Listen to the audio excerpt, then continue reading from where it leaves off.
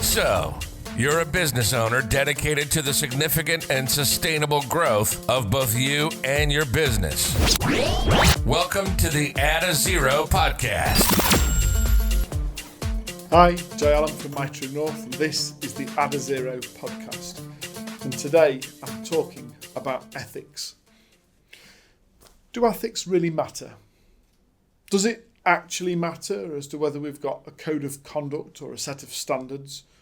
Does that really what people want these days, or can we simply get away with it? Can we simply say, when I get to X size, then we'll have to start thinking about Y?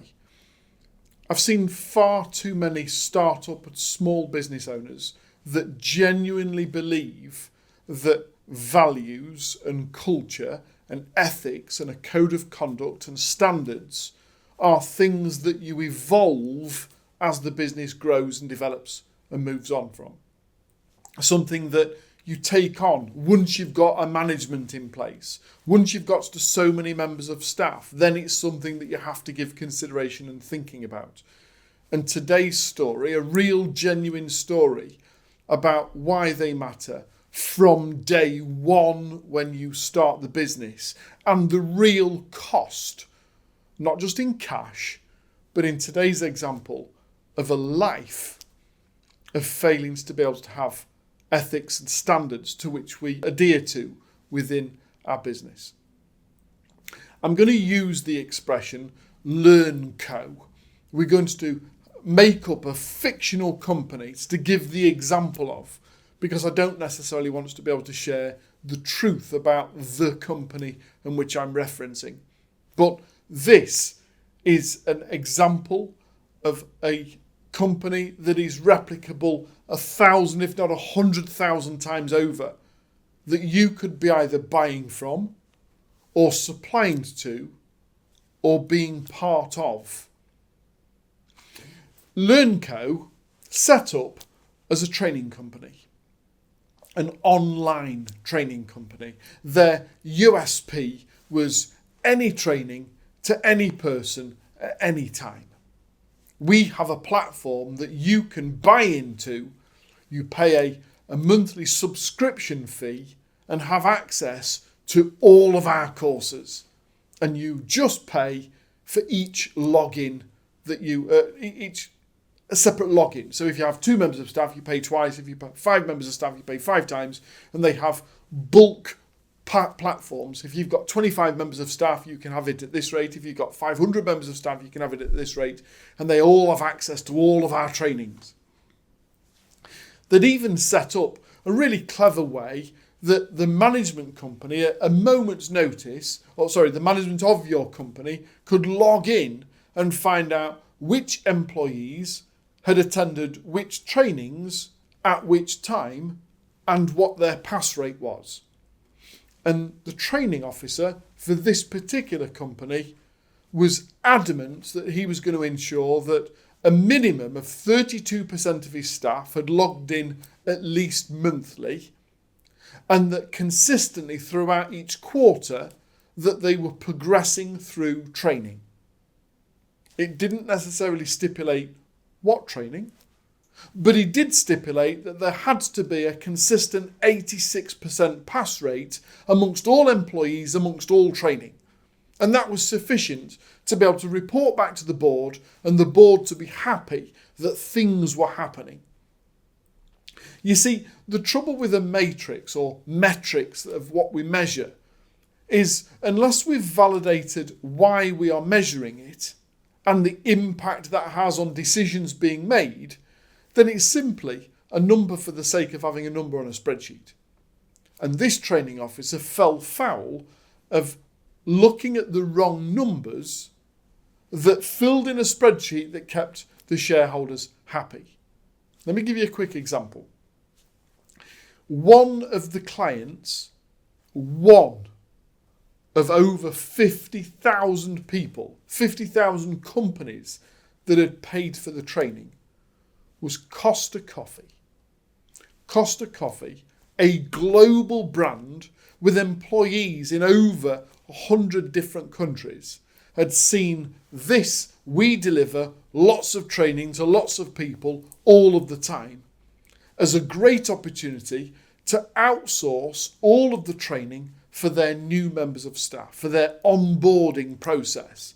And they were thrilled to see that the training company, new company, the we provide training anywhere, anytime company, had got specific examples of training in hospitality.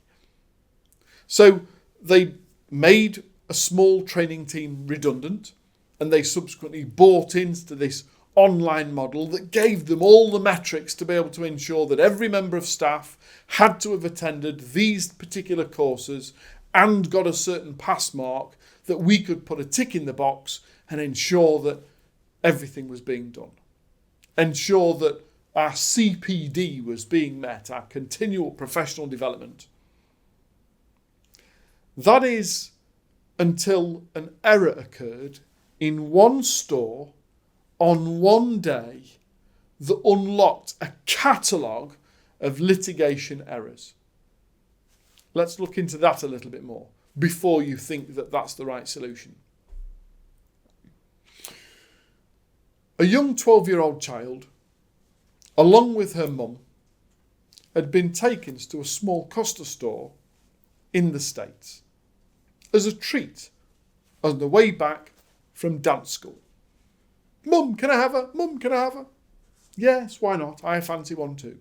So they'd gone in, they'd ordered their drinks, and Mum had stipulated that daughter's drink needed to be made with soya milk rather than traditional normal milk.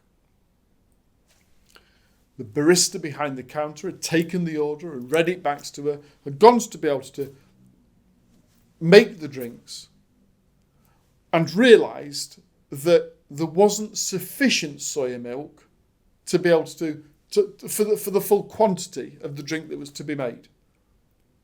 It was a busy counter, there was few members of staff on. To be able to go into the back and to be able to get into the fridge and find was going to take a fair amount of time to be able to go and replace soya milk. So she'd made the drink with 3/4 soya and topped it up with a little bit of normal milk.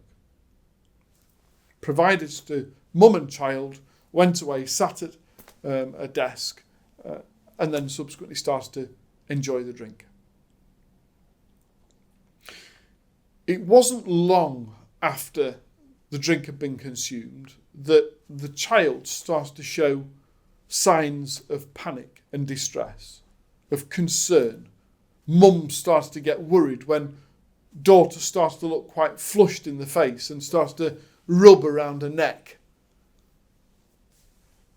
It was moments later that she realised her daughter was having a severe anaphylactic reaction because of her chronic dairy allergy that had been ignored by the barista. Now, I'm a real ashamed and upset to say that in this particular occurrence, sadly, Mum didn't have an anaphylaxis autojet pen with her, that the paramedics were unable to get to daughter in time, and despite having tried several attempts to be able to revive her, daughter was pronounced dead on arrival at hospital. Now, obviously, huge investigation is taking place into what occurred and how this could possibly occurred. What was concerning is that what we actually find is that the barista had been so keen to start her job, but had been told by the training company that you have to have completed these trainings before you start work. So she got a friend to complete some of the trainings for her so they could get it through it in double quick time. There was no measure from the training company to identify that the person receiving the training is the person that they were going to certify and qualify. There was no webcam that was going to check against personal identifications to ensure that this person is attending this training at this time, and that this barista hadn't received, although had been ticked as competent, any form of anaphylaxis training or understanding of the importance of qualifying when somebody asks for a non-dairy alternative. And yet, the result of that, although ticks were in boxes and the training company had assured them that this person had completed this training and got a 100% pass record, there was no validation or corroboration to ensure that that person was competent in that training to deliver it for the client. And as a result, a fatality. Ethics isn't just a word. A code of conduct isn't just when we can be bothered. A standard is only a standard when it's maintained throughout. And yet there are far too many people that currently are using the word ethics or authentic as some form of validation as to why you should buy from them. Oh, we do it ethically.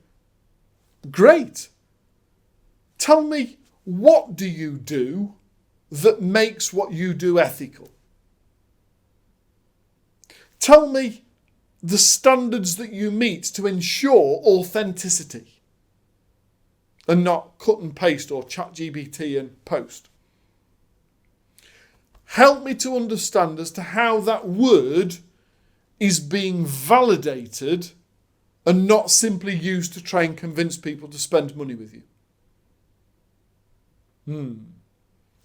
Tumbleweed. Stony silence. Well, you might therefore argue, Jay, I think it's a little bit tongue-in-cheek, you talking about ethics, about people utilising a word when you've got that word in your title. My True North, the ethical coaching company. Well, surely you should practice what you preach. Yeah, we should. For the first 4 years, we were called My True North Limited. No mention of ethics. Even though we were always ethical, never mentioned it in our wording. In 2017, we were invited to a private conference in London where at the conference we were awarded a Clear Business Thinking Power 100 for ethics in business. The citation when we were awarded one of 100 different awards, 100 different businesses that were recognised for not just setting a standard, but living by a standard and advocating a standard. We were awarded the ethical coaching company for our standards. It also was part of why I chose to complete not just a degree, but a master's in international business ethics.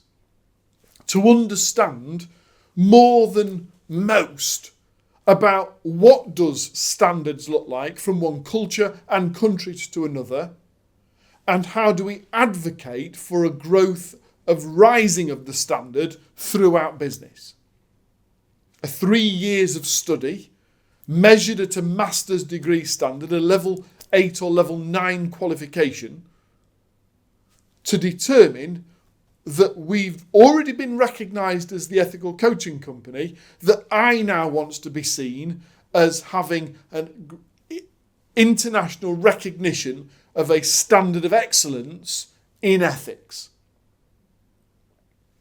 And that then subsequently led us to not just being a member of, or a professional member of, but being invited to become a fellow of the Association for Professional Coaching, for teaching ethics in the coaching profession, for not just setting a standard, but now teaching that standard to other people in our industry, of what to aim for, to how to be measured, to what level do we hold ourselves accountable for the words that we speak, for the guidance that we offer, for the advice that we share, for the impact that we have.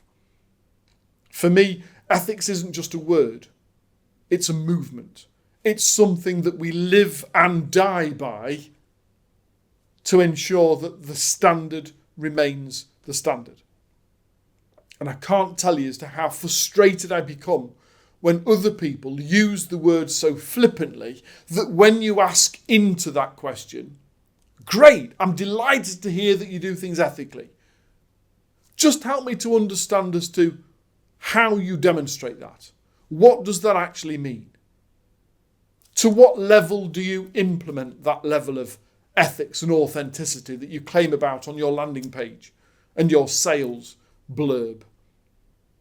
So, my question and challenge for you today is, first of all, are you living the standards to which you profess on your website and in your landing page and your copy that you're sharing with suppliers and with customers?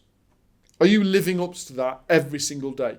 Are you measuring yourself against the standards to which you profess in everything that you do? And then subsequently, where are you buying from? What are you subscribing to? What standard are you measuring them by? Or are you turning a blind eye because it suits? We have to ensure that business is done for the right reasons, with the right people, with the right outcome. Trust me, business for good is good for business. You don't need to have to budget and scarper or blag it or use ChatGPT, cut and paste, to be able to grow, scale and exit your business. God bless, take care. I'll see you again next week. That's all for this episode. As always, we really thank you for listening and welcome your comments, thoughts, and suggestions. So please do drop us a line by emailing podcast@mytruenorth.biz. And don't forget, if you haven't already done so, hit the subscribe button on whichever platform you're listening to this through. And tell your colleagues and business network all about who we are. You've been listening to the Add a Zero podcast presented by Jay Allen. Brought to you in association with My True North, the UK's leading ethical coaching company.